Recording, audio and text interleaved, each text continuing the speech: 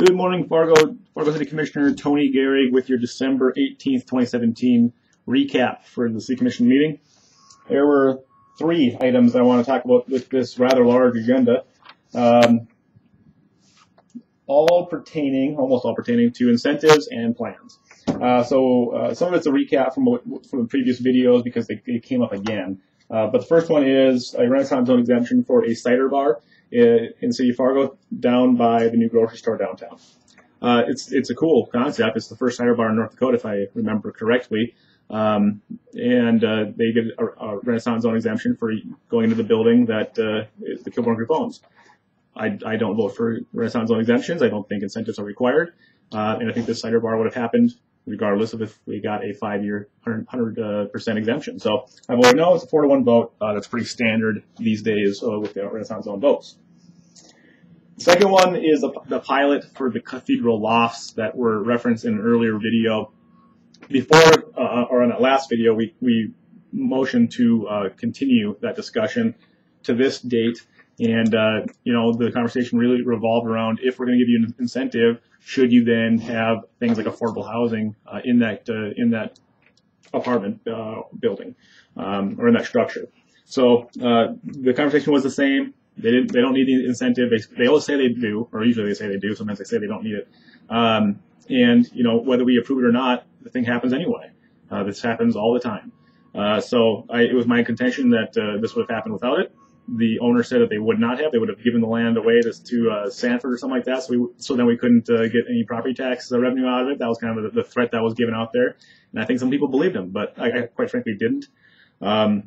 This was a 3-to-2 vote, so that's a good thing. In the past, this would have been a 4-to-1 vote, I think. And so I think that opinion is swaying. I think that people are understanding that these incentives aren't necessary, and we're not getting anything in return for them other than that apartment building that we're subsidizing. And all the while, people are complaining that there's so many apartments in Fargo. But sometimes, for some reason, if you're downtown Fargo, then you get an incentive to build an apartment. So that's the sticky wicket there on that one. Also, Dave said that he would no longer vote for incentives for apartments, and he did vote for this one in the end. So just something to keep track of, I guess. 3-to-2 vote, incentive passed for this apartment building. The last thing was the art master plan. The video prior to this one, I talked about a different plan, the In Focus for Downtown plan, and we voted to accept. Okay, the word was accept this plan. Usually we would receive and file these plans. Now, words matter. So there's 2 different things there. If you receive and file something, all you're doing is taking the piece of paper. You're saying, yes, I read it. Now I'm putting it down and storing it. And if I ever need to look at it, I can look through it and reference it. It's just a reference piece, like anything else. If you approve something, it becomes law. It becomes a thing. It becomes something you have to be held to. So there were things in this plan that I liked in the art master plan. One of the things was it made it easier for people to have things like outdoor events at their house, like outdoor music, things like that, which is currently illegal in the city of Fargo for whatever reason. So there were things in there certainly that I liked. There were things in there certainly that I did not like. It called for a performing arts center, for example. We're having that discussion now in the city of Fargo. And that's a very expensive proposition that I don't support. The city doesn't need to be doing those things. We have other things to be doing.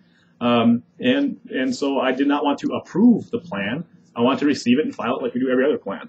So same discussion as the In Focus debate, but it was a 4-to-1 vote, me being the only one to vote against it for that reason. Not because it's a bad plan, because words matter, and if you accept a document, there's a weight behind that at that point. So that was your recap for December 18th Fargo City Commission meeting. If you have any questions, by all means call me, and please keep watching how we're spending your tax dollars.